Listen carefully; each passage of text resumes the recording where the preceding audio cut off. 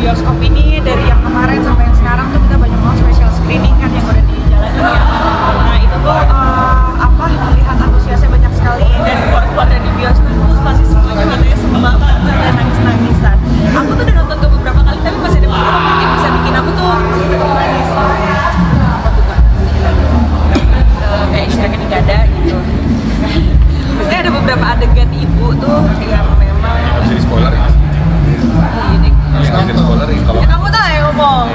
Actually antusiasnya tuh udah sampai di seluruh Indonesia. Jadi kalau cek di online ticketing tuh udah full di mana-mana, kayak di Lampung, di Banjarmasin, di Samarinda tuh udah full di mana-mana. Jadi ekspektasinya sih bisa 200 sampai 300 ribu untuk openingnya. Hopefully nyampe gitu. By the way ini pemain-pemainnya kanan kiri ini ada Priscilla Raitung, ada Alvin Sudibyo, ada Ade Hidayat, ada Elsa Riyandi. Mungkin teman-teman tahu mereka dari TikTok, biasanya review film, sekarang jadi main film ya. Gitu. Nanti review film gua sama Selin ya. Kalau Selin sendiri adegan yang paling favorit apa sih? Mungkin sedikit aja. Waktu ibunya, ya pokoknya nggak bisa di spoiler ya, gimana ya? Yang ada di trailer kali. Yang ada di trailer. Iya, bapaknya. Pas ya kehilangan. Iya, pas ditinggal bapaknya. Ya pokoknya inti dari film ini sendiri kalau menurut aku mengingatkan dengan kesibukan kita yang gimana ya, yang suka lupa untuk ingin orang tua kita yang ada di rumah. Kadang kita lebih mementingkan kepentingan kita juga gitu kan, lebih mementingkan dunia, karir, kerjaan. Seperti kita lupa kalau kita tuh punya kewajiban juga sebagai anak untuk membahagiakan orang tua kita. Kalau aku paling suka yang scene-nya Amanda Manopo itu menuju ending. Itu udah salah satu yang menurutku tuh itu satu bikin aku nangis, dan kedua kayaknya tuh yang paling banyak bikin orang nangis adalah actingnya Amanda di situ. Jadi tapi itu nggak bisa di-spoilerin karena itu adalah twist dari filmnya. Harus nonton aja di bioskop. Ya, aku sih sama ya, cuman ya gitu, kalau aku kan sebagai di sini peranannya sebagai ibu ya, pastinya kan juga melihat film ini nanti kebayangin kalau anak aku udah tua tuh aku digini juga ya. Jangan. Ya, makanya kan itu kan cuma kepikiran aja. Tapi kalau sebagai anak kamu ada relate nggak sih sama ini? Gimana? Sebagai anak ada relate juga nggak? Iya, apalagi kalau aku suka sibuk kan, oma aku tuh udah tua gitu kan di rumah, jadi udah sakit-sakitan juga. Jadi kadang-kadang tuh aku nggak bisa sempet, jadi dia tuh kemana-mana sendiri oma aku tuh. Jadi ya karena aku punya kesibukan juga, jadi bingung juga gitu kan untuk bela diri sendiri. Ya ini kayaknya relate sih dengan kehidupan sehari-hari gitu. Ya gitu juga ngeliat temen-temen ini juga acting di film itu kok hebat juga.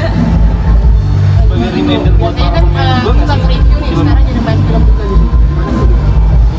Rasanya pasti happy banget ya dikasih kesempatan. Happy banget dikasih kesempatan untuk main film, apalagi dengan sutradaranya Pak Rudi Sudjarwo ya. Dia sutradara yang hebat. Bangga banget bisa main film di sini. Sebagai reminder juga nggak sih buat para pemain untuk supaya dengan ceritanya yang relate seperti ini? Ya untuk para pemain dengan ceritanya gitu loh. Mungkin yang main gitu gimana, maksudnya kamu tuh bisa Sebagai pernah nggak mengalami? Reminder nggak? Kan banyak kesan-kesan moralnya yang bagus yang menyentuh kan. Aku yang paling aku notice banget dari filmnya itu di scene-nya Kak Adinia Wirasti, dia itu jadi kakak paling tua kan di sini. Nah dia tuh merasa kalau dia tuh nggak ada yang bantu, dia itu paling paling gercep dari antara semua adik-adiknya, dan dia ngerasa dia nggak ada yang bisa diandalkan gitu dari antara semuanya. Tapi dari semuanya itu dia tuh sebenarnya dia yang paling care sama ibunya, dia yang paling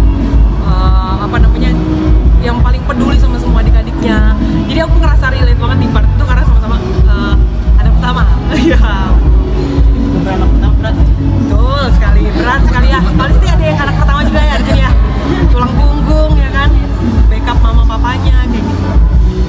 Tapi kalian kan biasanya kan berarti bisa dijawab film pertama kalian ya karena Iya. Jelas film kedua dong. Yang pertama filmnya Lampir, yang kedua ini Jelesok punya Tuhan banget. apa yang menjadi tantangan di film ini?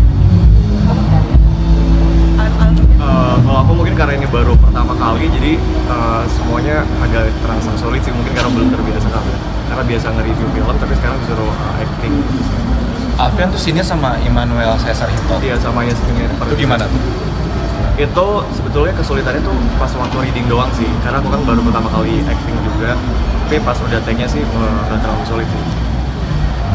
Berarti bisa dibilang kalian biasanya mereview, sekarang kalian di-review kan? Gimana kan? Itu kan biasanya juga mereview film juga kan? Iya. Harus mereview teman-teman para tiktoker nih yang main di sini. Untungnya mereka mainnya aman ya gitu. Coba kalau nggak pasti udah gua roasting. Kalau menurutku sih reviewer film itu sebenarnya tuh pecinta film, mereka juga talent yang sebenarnya memang belum mendapatkan kesempatan untuk bisa berada di depan kamera gitu, dan akhirnya karena platform TikTok ini jadi bisa dinotis dan diberikan kesempatan gitu, dan seru ya, maksudnya di mana kita biasa penonton terus tiba-tiba jadi di depan kamera gitu. Tapi kalau gue malah kebalik ya, kalau gue malah sekarang kayaknya di belakang aja deh, udah mulai bosan gitu, jadi gantian mereka. Jadi produser ya? Produser filmnya Selin.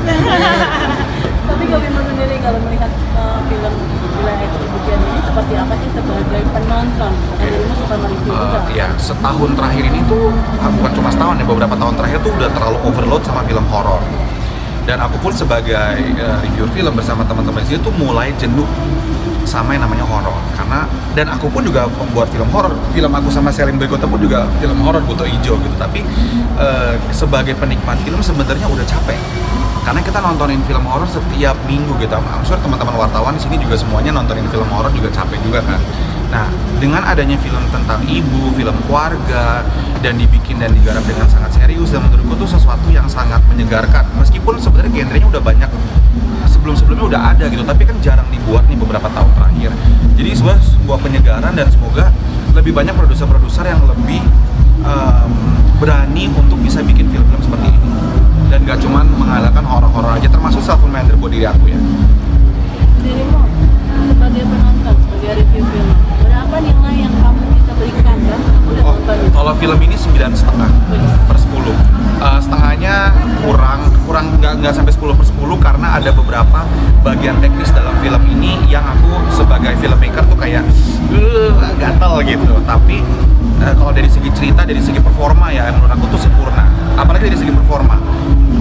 Kalau cerita sih nggak terlalu menaruhkan sesuatu yang baru, tapi cara mengemasnya tuh bagus banget. Tapi dari acting, apalagi dari kelima pemeran utama, which is Feni Nuril, Adinia Wirasti, Yasmin Emper, Amanda Manopo, sama Kristen Hakim. Ini lima-limanya luar biasa banget, dan menurutku wajib banget ya mereka dapat nominasi di beberapa award setahun mendatang.